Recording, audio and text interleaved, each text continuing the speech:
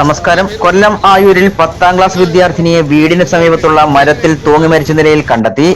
ആയൂർ കുളഞ്ഞിയിൽ കുണ്ടൂർ പുതുവിള വീട്ടിൽ അനിൽ സിന്ധു ദമ്പതികളുടെ മകൾ 16 വയസ്സുള്ള അനഘ അനിലാണ് മരിച്ചത്. ഇന്ന് രാവിലെ ഉറക്കമുണർന്ന പെൺകുട്ടി വീട്ടുകാരുമായി സാധാരണ പോലെ സംസാരിച്ചിരുന്നു. തുടർന്ന് കുട്ടിയെ കുറേയേറെ സമയം കഴിഞ്ഞിട്ടും കാണാതായപ്പോൾ വീട്ടുകാരും ബന്ധുക്കളും നടത്തിയ അന്വേഷണത്തിലാണ് വീടിന്റെ സമീപത്തുള്ള മരത്തിൽ തൂങ്ങിയ നിലയിൽ കണ്ടെത്തിയത്. തുടർന്ന് ആയൂരിലെ സ്വകാര്യ ആശുപത്രിയിൽ എത്തിച്ചെങ്കിലും മരണപ്പെടുകയായിരുന്നു.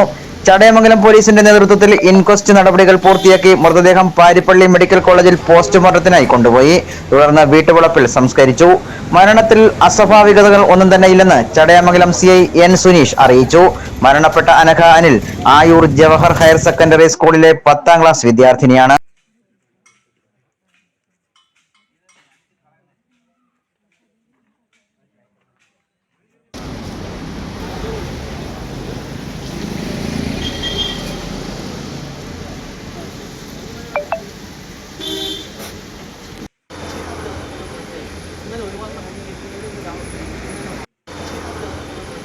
ഇന്നലെ ഒരുപാട്